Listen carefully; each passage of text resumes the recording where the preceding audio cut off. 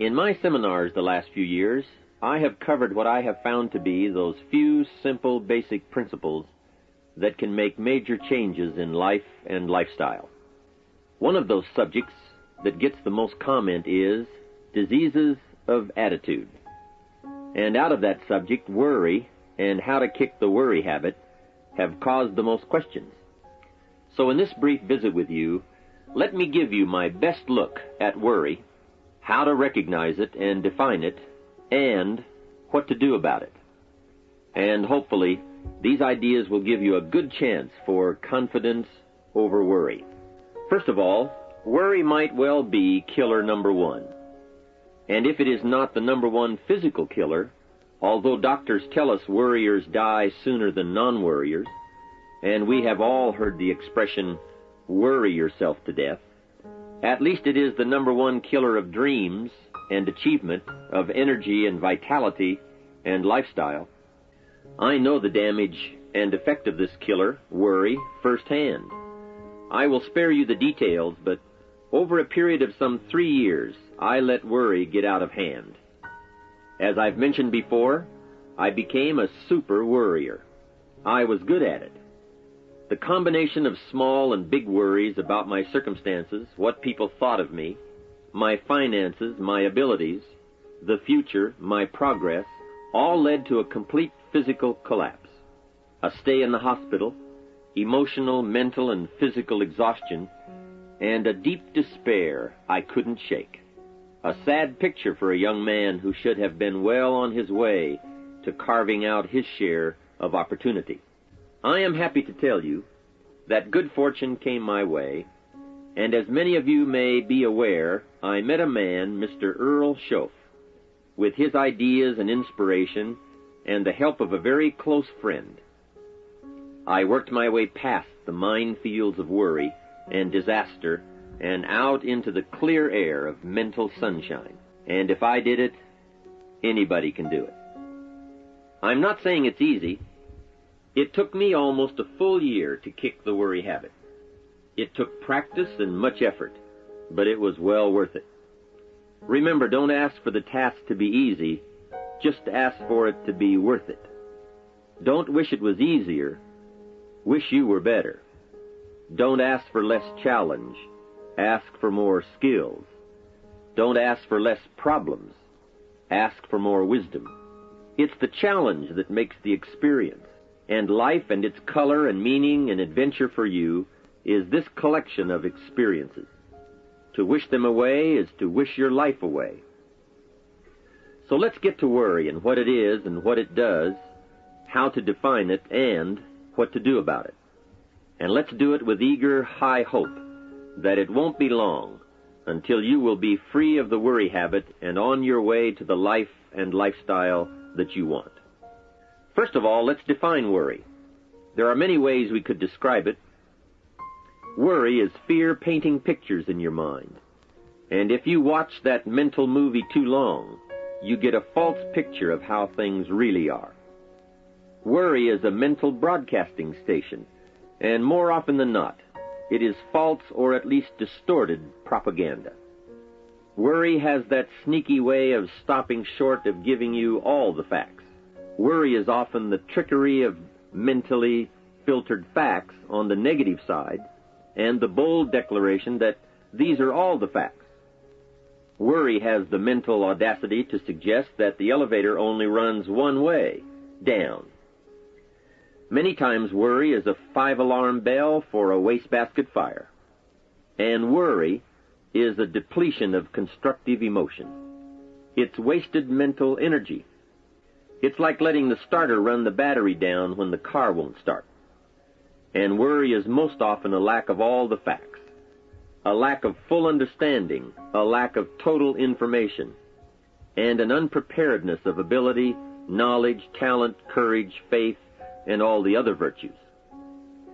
That should give us a better definition of worry, and remember, left unchecked, it can become like a mad dog loose in the house, and the sorrow and pain and regret is too large a price to pay not to do something about it, and to do it now. You see, if you contemplated the total sum of human suffering long enough, it would drive you mad. You must understand how life is. Human suffering, man's inhumanity to man, war, disease, poverty. But it must be in what I call its rightful ratio of your mental and emotional time. So much for what worry is. The next question is, what can I do about it? What is the first step?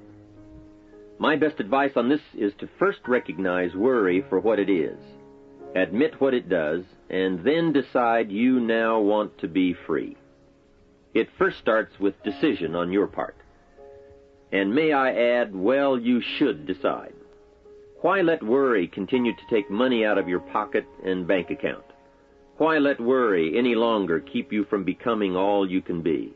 Why let it rob you of better friendships, better business, better profits, better results, better communication, better family relations?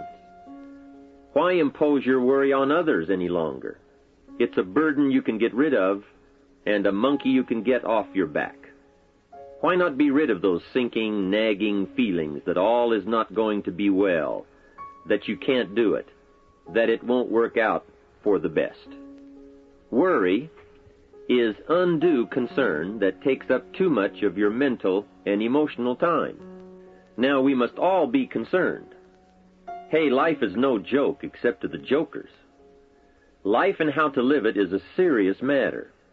It is risky, full of peril, and there are constant threats to the good we want and to the pursuit of happiness. However, it is undue concern, or concern that takes up too much mental time, that begins the harm. It's like a family planning a wonderful trip. While they certainly should be concerned about the condition of the car, the tires, and making sure they pick the proper route, it would be foolish to allow themselves to be completely turned negative with the thought that they might crash and kill the entire family. If that were the case, even if they went, the entire trip would be turned into one nightmare of fear with the specter of chaos looming around every curve, rather than enjoying the wonderful trip they had planned for themselves and their family.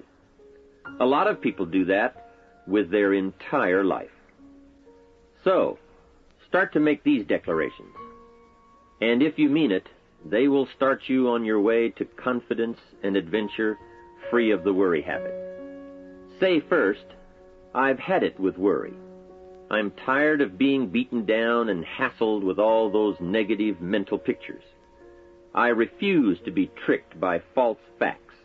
I'm really not that weak. Never again do I want those sick feelings inside, those mental false alarms. I'm tired of the drain on my resources. I'm tired of the embarrassment of the lack of confidence. I don't want people, especially my family, to see me in this state anymore. I've got more to offer. I refuse to let my life be short-circuited any longer by letting my mind run wild with a distorted view of the facts, whether I bring it up or if it comes from someone else. Prove it to yourself. Think back over all the things that you worried about, all the fantastic, catastrophic events that your well-meaning advisors had told you were going to happen. Be pleased that none of them ever happened to you, or else you would not be alive today. 90% of the things you worry about never happen anyway. All of us have had these well-meaning advisors who want to appear larger in the eyes of those they wish to advise, and who immediately rear back and describe every single bad option they can think of that might possibly happen. By the time they have finished, the one who has come for some confidence and some help wonders why he even bothers to live anymore. And the fact is, those things are never really going to happen anyway. Bring to question now what your mind tells you or what others tell you, and pledge not to go for false alarms. I've had it is a good beginning. This first step will start you arguing with your worry thoughts. Soon you will start to examine your fears and worries to see if they are valid, and you won't let your mind play those mental tricks any longer. It is possible to destroy any emotion you have, including worry and fear, by a very simple process, and that is, analyze it to death. Drag it out on the table and look at it. Weigh it against all of your past experiences. Make sure this one can stand against all the past facts you have. You will now start to use worry instead of letting worry use you. It's a beginning, being in control instead of out of control. You will now let concern and the first signs of worry prompt you to learn, ask questions, and look at all sides in order to evaluate true, positive, constructive action. Now you can say, I will let fear advise me of the facts, but I won't let fear tell me these are all the facts. Nor will I let fear determine my reaction to the facts. I will gladly take up the war of faith over doubt, reason over fear, and positive expectation over worry. So talk to yourself right now into a change of attitude. Be persuasive. Go all out. Show yourself the hell if you don't, and the good life of answers and progress if you do. Say to yourself, what a fantastic feeling it must be to stop the panic drain on my mental energy, emotion, and physical strength. Imagine putting all that saved energy and emotion and strength into my action plans for the good life. Hey, accept the challenge. Believe your beliefs, doubt your doubts, stay on the campaign to give worry a bad time. Like being your own conscientious judge, say, I've had it with the presentation of a one-sided story. I sustain the objection that worry has failed to bring out all the facts. I despise these mental courtroom maneuvers that try to belittle my client, me. I demand the whole truth, and if worry will not be silent, I may cite him for contempt of the court of reason. Call up that scene often when worry wants to hassle you with the same old tricks and the same old results. It will work every time. Okay, let's move on to some really positive steps. If you can survive all that has happened to you up to this moment in your life, in spite of doing and thinking many of the wrong things, imagine how you can succeed by now starting to do some of the right things. First, the best answer to worry is confidence, and confidence starts first with awareness.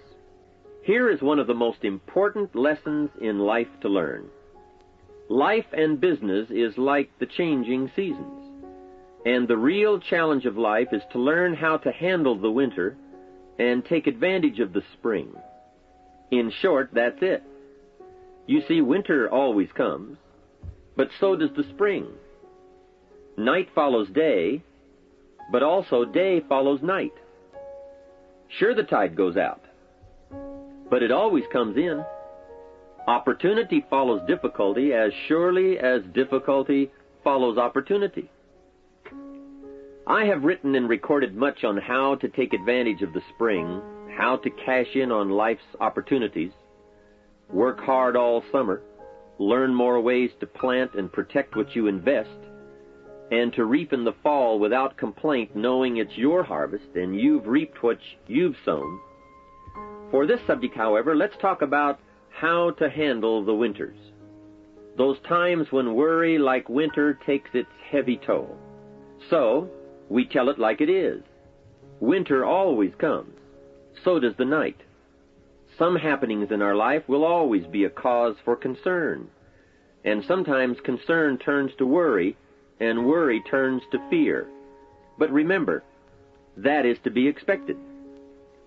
Each day, each event, each season brings both expected and unexpected challenges that we must think about and make decisions on. Life is like a stream that flows continuously. The better we understand that, the better chance we have to produce good results out of all of our challenges. May I suggest something to you? I have a friend who is an avid skier. You know something? He can only ski in the wintertime. You can only hunt the elk when the snow falls in the high mountains and drives them down. That's called wintertime. You see, it's all right if it's 12 below. Just be prepared for the winter. And here is a good thought. A full, well-developed human being will find a way to take advantage of the winter, not just handle it. The big challenge is to make something out of each opportunity. Now, if winters are always going to occur in our life, shouldn't we benefit from them too? Come the next winter, you could be on the inside looking out, seated by a warm fire, the company of a good friend, and those unique feelings of security in spite of the circumstances or the season. Begin to know now that the night will pass, and as you learn to grow and progress, you will better understand how to handle every night and better live every day. Here's some of the best advice I have on worry. First, don't be afraid to face the facts of life. It is not negative to understand that the winters always come. Don't be faked out. Don't clip the word impossible out of the dictionary. Sure, the Bible says all things are possible, but I don't really understand all that means. My daughters ask me, have you ever tried putting toothpaste back in the tube? Don't say I don't want to hear the problem. I don't want to see the difficulty. Don't show me the weeds. Don't say anything negative. Only see the positive. That's foolish. There is a thin line between positive thinking and kidding yourself. And remember, there's also a thin line between faith and folly. Here is the key. Humans have the unique ability to see it as it is, and they also have the ability to see it better than it is. One is called fact, the other is called faith. Faith you develop, facts you acquire. The facts you acquire are essential. It's like belief. You constantly must find facts to support your belief. Faith says, I will move mountains. It doesn't say, I will move mountains if someone gives me a bulldozer. I'll move a mountain if they will build me a road up there, if the weather's nice, if they give me a shovel. Faith just says, I will move mountains. Faith doesn't ask for a result to prove its existence. Faith is because it is. And remember, people die for faith. And some people give up everything they own, their life, for faith. Many years ago, over in Vietnam, a Buddhist monk did a very clever thing. He did the ultimate in political dissent. He burned himself to death. That toppled the government. That was faith. Totality begets totality. Here is a good prayer. Help me to see it as it is, and help me to see it better than it is, and then inspire me to act. Facts and faith and action. What a combination for personal progress. And action puts fear to flight. An Old Testament phrase says, watch the ants, you sluggard. Consider their ways and be wise. Not a bad suggestion. The study of ants. What do they do in the summer to prepare for the winter? That's a lesson in life and survival. Happiness, wealth, peace, security, success, safety, friendship, reward, results, and all human achievement comes from a growing ability to understand and handle the changing seasons. And so we come right back to the theme of our entire enterprise, self-development. Learn to work harder on yourself than anything else. The key to all success in economics or mental health is self-development. It will all change for the better when you change for the better. It's what you become that really counts. And you are the only variable. So a good statement is, you can't be all positive. You can't be all confident.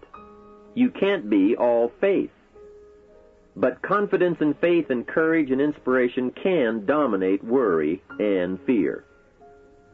Physical and emotional forces are always at work, and something will win and conquer. Make sure you give yourself the best chance to get mental and emotional domination over all of your challenges. And here is one of the master keys to the good life: developing the intelligence and accepting the challenge of putting all of your emotional experience into their rightful ratio. Beginning this progress can bring about the most dramatic changes. You see, disappointment is like winter. It always comes. It is foolish to say, "Don't be disappointed." But you must learn to discipline your disappointment. If it dominates 51% of your time, you're in trouble. Continued heavy disappointment is like 12 months of winter, and 12 months of winter leaves very little alive. Use the guidelines of seasons to adjust to all the meaningful things that happen to you. So concern, fear, and disappointment, like many human emotions, serve a useful purpose as long as they are kept in their rightful ratio. Left unattended, the weeds take over. Disappointment rules. Worry breaks loose. Fear gets the upper hand, and doubt moves in. But managed, worked, given human action with will and knowledge and purpose, and gardens overcome weeds. Faith overcomes doubt, and confidence pushes worry into a small place. The second major key to mastering worry is to respond. Build up inside of you that heavy desire to be free, to get on with building your life and lifestyle. Too much is waiting to delay. Take a new look at your opportunities. Figure out new ways to seize them immediately and make them work for you. And here is a key. Bring a new dedication that you will master yourself with enough discipline to be more than qualified to do the present job and prepare yourself for the next move up. Expose yourself to every stimulation possible that will put all this in perspective. Now let's move on to a very important point, and that is the best answer to worry is confidence. First, self-confidence. I can better handle next winter. I have a strong shelter. It is stocked with supplies. I now know how to take advantage of the spring. I'm going to plant better crops and bigger crops. I can last through the summer. I won't quit this time. I'll study weeds and how to get rid of them. I'll be less frightened of the changing weather and the quick storms. In the fall, I will exercise more care and reap what I have without complaint and blame nothing for the amount of my harvest. I'll learn to save a fair portion so that I can survive the bad seasons when out of control the hailstorm comes and it all goes wrong. Now we must consider this. The most fatal deterrent to self-confidence is guilt. Not doing all you know how to do to the full extent of your present ability weakens the foundation for confidence. The biggest part of worry comes from the lack of this personal confidence. And lack of confidence comes from two major things. First, no goals or plans. And second, no daily discipline to achieve. The inaction to cure or handle small tasks is what starts the guilt process. And that always tends to make you look at what's wrong and expect the worst. So listen to the voices of creative experience. Let nature, experience, wisdom, books, everything speak to you and teach you. Remember, both opportunity and challenge await action. Everything yields to diligence. It's not what you can do, it's what you will do that counts. And undeveloped ability comes from three problems. First, lack of inspiration to find out. Second, lack of reasons to learn. And third, lack of applied time and action for developing those abilities. Remember, humans are remarkable, a marvelously functioning entity. Imagine how uniquely your body and mind have survived and managed to function in spite of all the worry. Humans don't die easy. They die hard. Develop a plan for your life rather than aimlessly drifting through it, the victim of circumstance. Create your own environment and learn to control it. You control your own mental environment by developing yourself. So go on a crash program to clean up decisions, get things done, get other things set up and started and organized. Start doing all the things that would make you feel better: exercise, diet, reading more books. Open a floodgate of positive moves in the right direction. And be thankful. Add up what you do have. Make an actual as well as a conscious mental list of all you possess, tangible as well as intangible. In view of the 4 billion other inhabitants of the world, yours is probably an incredible list. That list and being thankful should then lead to the big step of discipline. The discipline to sit up and listen, the discipline to pay attention, the discipline to give people and kids the gift of your attention, the discipline to be alert, take care of yourself, rest, eat properly, the discipline to talk well and practice good manners. Courtesy is contagious. Take one day and see what a variety of positive steps you can take and projects you can take on. At the end of the day, go over it. Write out the positive steps, the progress on projects, the rest, the exercise, the meals, the hobbies, calls, records, conversations, and letters.